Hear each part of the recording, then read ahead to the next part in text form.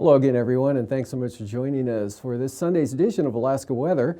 I'm Dave Percy, a meteorologist with the National Weather Service, and I'll be hosting today's show.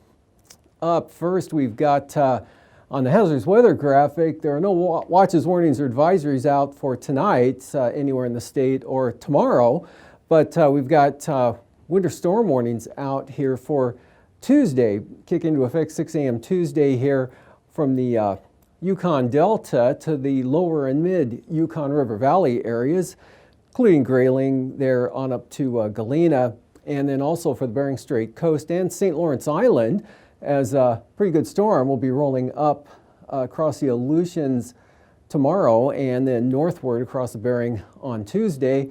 And that also kicks a high wind watch out here for the eastern Alaska range, or for the Alaska range, the entire Alaska range.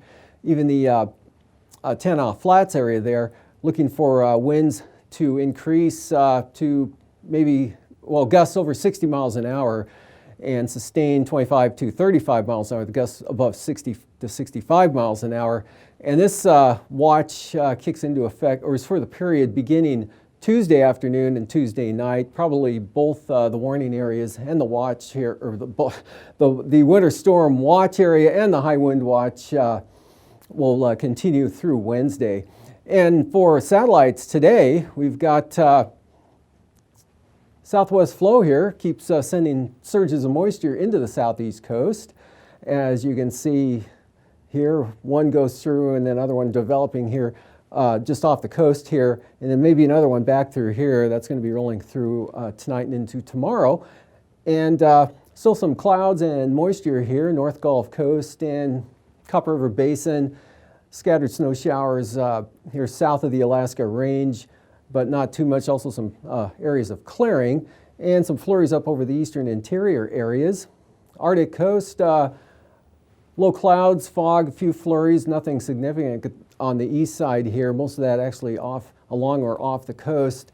And then a trough back through here, keeping a few skiffs of snow here, possibly anywhere along the western Arctic coast. Really not too many observation points up there from Wainwright on down to Cape Lisburne. So kind of hard to say how much actually reached it, but even if it did, it would have been quite light. Still have cold outflow winds here out of the northeast. You can see in the cloud pattern here, but not quite as strong as yesterday through the Bering Strait, pulling those clouds southward there to St. Lawrence Island. Not a bad day on St. Lawrence Island as far as visibility and flying conditions go. And then you can see frontal system here pushing gusty winds and rain into the eastern Aleutians this afternoon, extending back to Adak and Atka, and that's starting to spread into the Pribilof Islands, and then the high cirrus coming into the western Alaska Range, and another system right on its heels here. See the cloud shield with that one, and then there's another one yet that's even just to the south of that, and another low pressure area pulling westward here. Actually out over here, really not much of a factor for Alaska weather, and this one pulling up here is out here over the Aleutians of the Bering Sea. This is the first, actually a couple, and they're going to try to merge together, but they won't have a lot of luck doing it, but they still have a pretty formidable storm coming into the Bering Sea over the next couple of days, resulting in those winter storm watches out. Otherwise, we have Arctic boundary draped something like this over southern Alaska, and along that boundary there is clouds and some areas of light precipitation down along the coast. Whatever fell in the form of rain. Showers mostly over the northern Panhandle, so the heaviest amounts, where you can see tapering off and look like some clearing showing up down over Prince of Wales Island, Dixon Entrance, and those areas. And then north of the boundary, colder temperatures and dry, except for the areas of light snow here over the eastern interior. So I have an upper level trough here back to the west. That's going to be coming eastward tonight and early tomorrow. And that'll kick the shower activity up again across south central Alaska and actually the central eastern interior as well. and that'll shift into the Copper River Basin tomorrow afternoon. Otherwise, roughly the position of that frontal system right through here, we'll see tonight that front, the trough, or the low center really troughs out, weakens, and the front moves northward, and it's kind of bucking the easterly flow here, so rainfall or moisture not getting too far, having trouble coming farther to the north. And rain will definitely come into the Alaska Peninsula. Gusty southeast winds could see gusts 50 miles an hour at Cold Bay, for example, for one of the windier locations. Moderate amounts of rain on the Pacific side of the peninsula. Otherwise, fair up here through the interior with high pressure up over the Arctic slope there, Arctic high pressure. So look for lows tonight dropping anywhere from 20 to 30 below zero. Chandler Lake, Coldfoot, Anatuvik, Adigan, and Arctic Village in those areas. Otherwise, showers here, south central Alaska, that upper trough coming through again being in the form of snow mostly here for southern Alaska and northern Cook Inlet into the Copper River Basin trough again. Another one, this one pretty weak out here. This is the stronger of the two, so it's going to keep the precipitation going, kind of enhance it a little bit, but nothing too heavy. And then we'll see the forecast for tomorrow. That second trough actually comes through exiting the southeast coast tomorrow afternoon, so look for conditions to begin to dry out and improve with less shower activity and precipitation late tomorrow afternoon than there will be in the early morning hours. And depending on the elevation here, it could be in the form or mixed with snow. Yakutat, chance of some mixed rain and snow showers, and back probably cutting off Cape Yakataga, dry Prince William Sound. Then we've got snow showers here, again, with that upper level system coming eastward in advance of the trough axis, something back through here, and then along and behind it, you have the colder, drier air, and pretty good gradient. Look for a big increase in the winds here along the southwest coast tomorrow afternoon, and wind and rain spreading eastward toward Kodiak Island, but gale and storm force winds, it looks like in this gradient here on the north side of this low center, and still pretty windy and wet, but milder, mostly in the form of rain. You got a good push of warm air coming northward with this. And then for Tuesday, low center tracks eastward, big south to north push into, seen it before, right into southern Alaska, the North Gulf Coast, moderate to heavy rain, and probably gale force winds with this, and rain will be spreading eastward and southward across the southeast coast, probably all the way to Dixon Entrance by afternoon. Along and north, look for a zone of snow and gusty winds as well right through here. Then that'll cut off, and you'll just see a really windy day up here over the central interior, back into the northern Bering Sea. Looks good for 35 to maybe gust 50 miles an hour here from St. Lawrence Island to Yukon Delta coast, and pretty windy in the north central interior. And that persistent trough keeping chance of light snow along the western Arctic coast. Lows for tonight, again, 20 to 30 below here in the along the Brooks Range, and 15 to 20 below eastern Beaufort Sea coast. Otherwise in the 20s south of the Alaska Range, lower 30s for the North Gulf Coast, upper 30s in the Panhandle. Highs tomorrow below zero in the north and below zero again, and then the highs the following day, tad milder. And now, aviation weather around Alaska. First line weather graphic Monday morning, looking like some IFR here. Along the, well, from northern Cook Inlet to start with, southern Susitna Valley, maybe even the Matanuska Valley, and along the North Gulf Coast. More IFR, though, out here over the Bering Sea, mostly the central Bering Sea eastward, into the Alaska Peninsula, and VFR, southwest interior. In fact, much of the western interior VFR, the Seward Peninsula, eastward to the border, some marginal VFR, north slope, and the Panhandle starting out marginal. And for the afternoon, becoming VFR there along the southeast coast, hanging IFR there, or I'm sorry, marginal VFR, North Gulf Coast, Prince William Sound, in across Copper River Basin. Some of that's still north side of the eastern Alaska Range there into the mid and upper Tanana Valley, otherwise VFR in the interior. Some marginal VFR with that persistent weak trough there off the western Arctic coast. But the Bering Strait, St. Lawrence Island becoming VFR, and then head south toward the big storm here coming up into the central Aleutians, the center of the storm. And you hit the IFR here for the Pribilofs down over the Aleutians, Fox Islands, and along the southern coast of the Alaska Peninsula, right on up into Kodiak Island. Then for Tuesday morning, still a lot of IFR here, all the way up to the southwest coast, into Bristol Bay, the Alaska Peninsula. Good IFR, Kodiak Island, up into Kamishak Bay, catching the southern and east side of the Kenai Peninsula.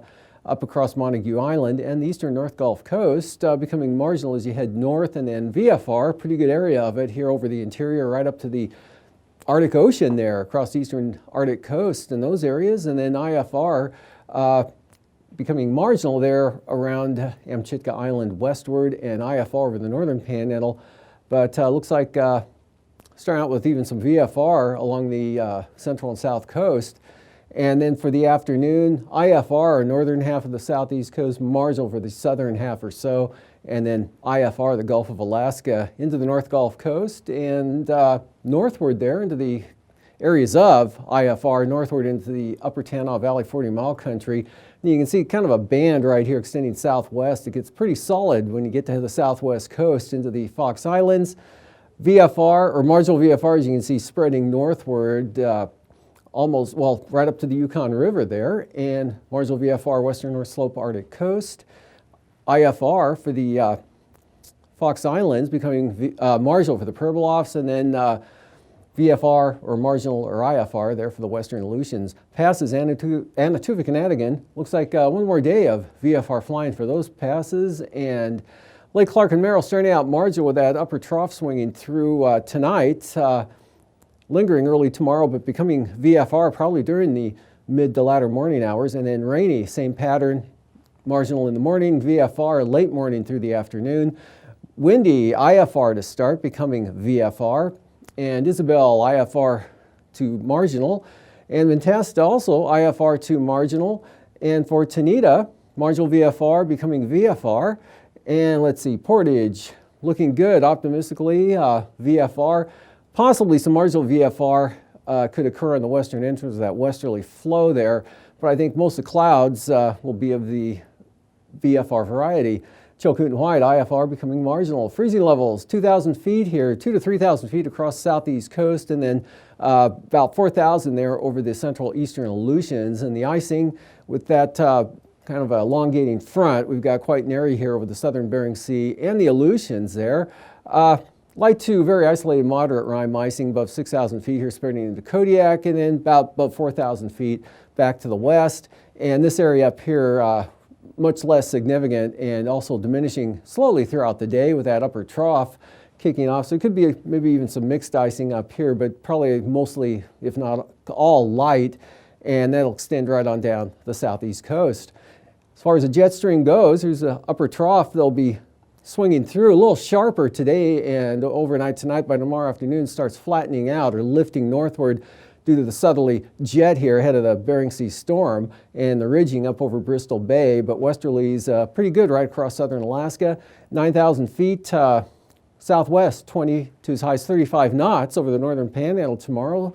25 to 30 North Gulf Coast, Kodiak Island, and this trough pulling eastward here and weakening, being replaced by southerly flow up to 35 knots here over the Fox Islands and the Alaska Peninsula, 3,000 feet like that, and then turbulence, moderate chop, Kenai Peninsula, all the way out to Chimionat as well as along the southwest coast and St. Lawrence Island.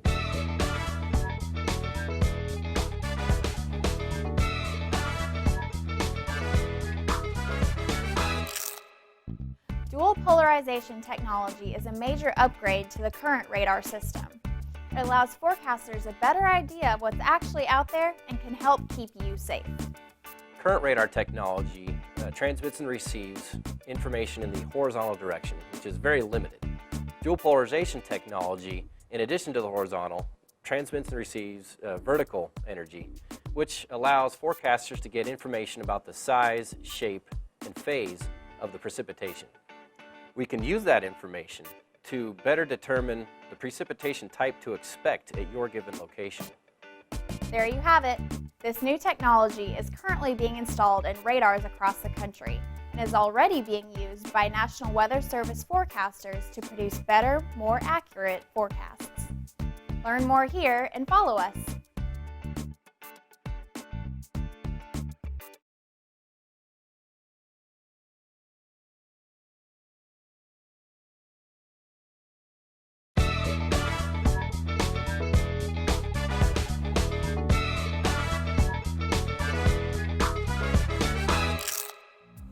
Want to know about the future of weather radar?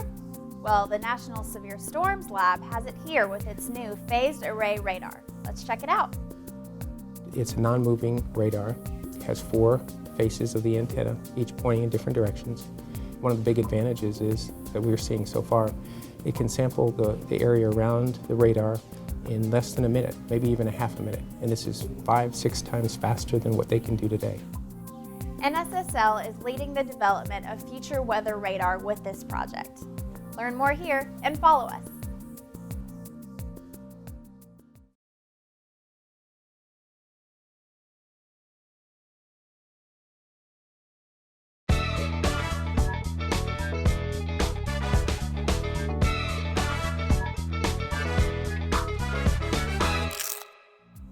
The Storm Prediction Center is one of the NOAA weather partners. They are located in the National Weather Center in Norman, Oklahoma. Greg Carbon gives us a glimpse into what the SPC does. Our mission is to analyze and forecast severe thunderstorms and the potential for tornadoes, large hail, and damaging winds from those thunderstorms across the lower 48 states, 24 hours a day, 7 days a week, 365 days a year. One of the primary missions of the Storm Prediction Center is the issuance of severe thunderstorm and tornado watches across the country when conditions appear to be coming together to support the development of severe thunderstorms and tornadoes. The world-class meteorologists in the Storm Prediction Center specialize in severe weather and keeping you safe. Learn more here and follow us.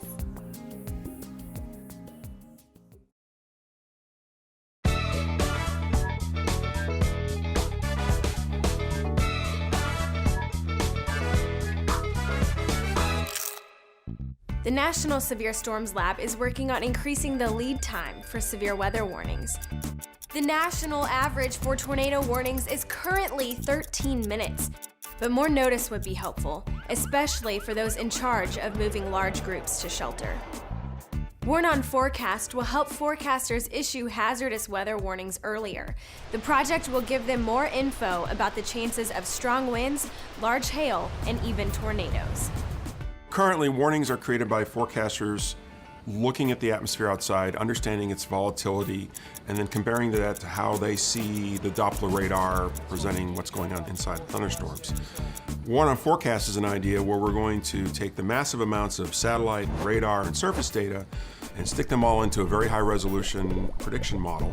And then by producing new forecasts every 15 or 20 minutes, the forecasters hopefully will be able to use that model to produce warnings that extend out to an hour. Before the National Weather Service can use this tool, it must be developed and tested. One big challenge will be deciding how to get the model predictions to the forecasters. I'm going to keep this one very low. I'm just adjusting the track. These hazardous weather prediction models are going to produce a huge amount of output. And this fire hose of data is just too much for forecasters to handle in real time quickly. So in order to help deal with that, NSSL has developed a related project called Facets. And Facets is the methodology which will enable forecasters to focus very quickly on the most important threats. Once Warn on Forecast and Facets are proven to be reliable and effective, then forecasters will be better able to inform you of threats nearby. Learn more here and follow us.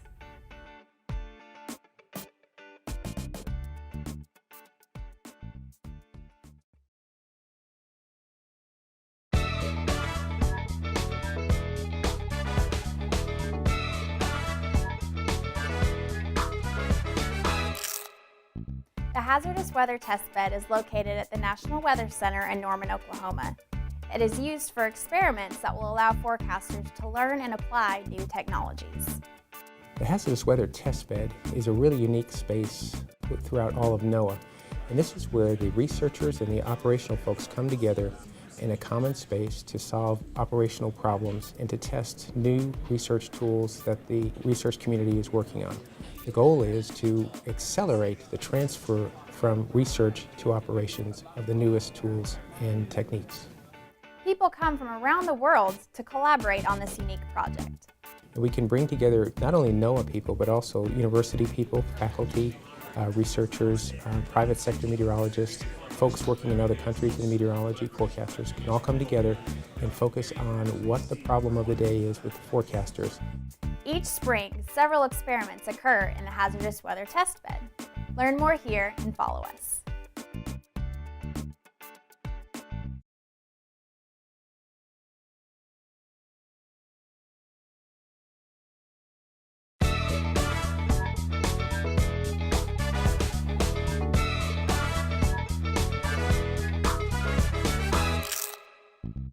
What are you looking at? And what are you ignoring? Did you notice the NOAA logo in the corner? Forecasters have a lot of information in front of them too. Every second counts during severe weather, and decisions about where to focus are constantly being made. This could be even more challenging in the future. Phased array radar will produce 4 to 6 times more information than what we have now, which brings us to the question researchers are hoping to answer. Will more radar information affect forecasters' decisions? From our past experiments, we've learned a lot about how forecasters think during the warning decision process, but we've also learned that those thought processes are very complex, and for that reason, we need a better way to be able to track forecasters' cognitive activity. Inbounds and possibly golf ball sized hail. And eye tracker is a piece of technology that is used to determine in real time where someone's eye gaze is located.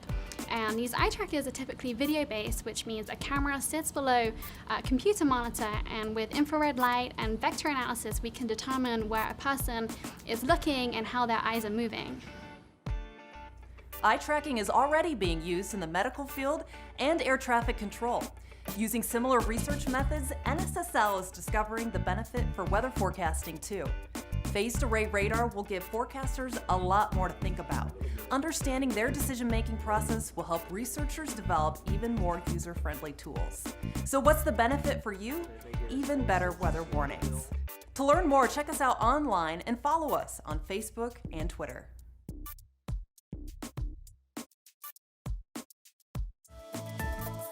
And now, marine weather around Alaska. Welcome back. Looking at the coastal forecasts here. West winds 20 knots. Pretty well sums it up here for the central and north coast there, with seas at 9 to 10 feet. Northwest 15 with 10-foot seas here on the south coast. Northwest 15 for Clarence Strait. And then southerlies at 20 knots are the central and northern inside waters. Seas running at about 4 feet.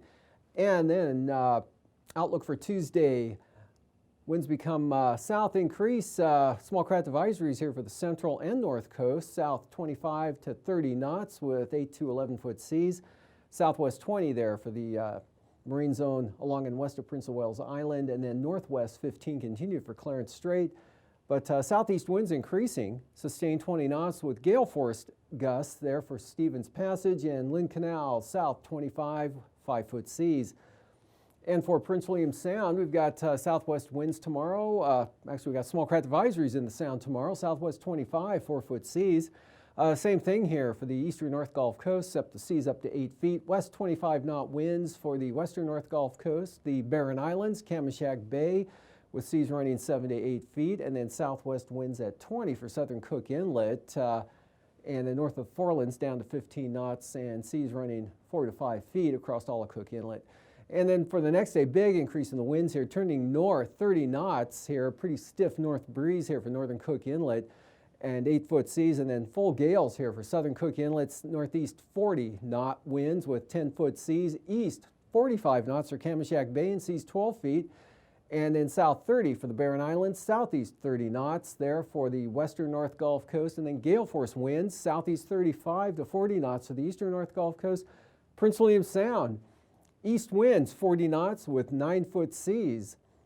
And for Kodiak Island along the west side, southwest 25, turning east at 20 for Shelikof Strait in the afternoon. Otherwise, southerly winds at 30 knots here from Sitkinak all the way down to Cape Sarachef on the Pacific side of the peninsula. On the Bering Sea side of things, southeast 30 knots sustained with 6-foot seas, and easterly gales for Prince William Sound, sustained 35 knots and seas running at about 7 feet.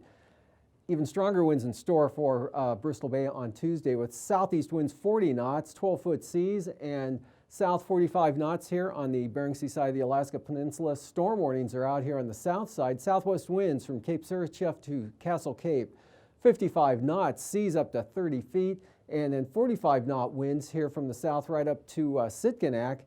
with 25-foot seas, minimum gales east side of Kodiak Island and southeast 30 for Shelikof Strait. Fox Islands tomorrow, south to southeast, 25 to 30 knots with seas running anywhere from 8 to 20 feet, of course highest on the Pacific side of the islands. Central Aleutians, gale warnings southeast 30-35 knots, seas up to 15 feet, and then northeast at 30 knots, wrapping around the backside of that low, but then turning northwest, kicking up to 35 knots for the far western Aleutians. Outlook for Tuesday, small craft advisories, Kiska to Shemya, north 25 there with seas near 20 feet, and then gales from Kiska Island over toward Adak with 18-foot seas. And then otherwise for Adak and Atka, north to northwest 25 to 30 knots, and the Fox Islands, on Alaska Island, northwest to west 45 knots, falling back to about 25 knots for Unmak Island. And for the southwest coast tomorrow, east winds 30 knots, seas 8 to 9 feet. Good gale for the Purbloff, sustained northeast 40 and northeast 35 for St. Matthew Island, St. Lawrence Island, northeast 25 and northeast 24 Norton Sound.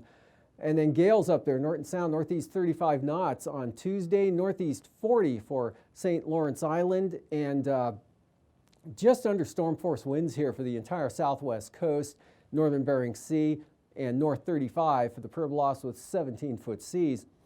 Eastern Boulevard Sea coast, south winds 10 to 15, north 15 on the central coast to the west side, turning northeast here around the western capes, and then Chukchi Sea east to 10, pretty light tomorrow. And then that picks up, 40 knots here through the Bering Strait again, and then from Wales to Cape Thompson, northeast 25, small craft advisories. Otherwise, northeast 15, light winds on the central coast, southeast 15 on the east side.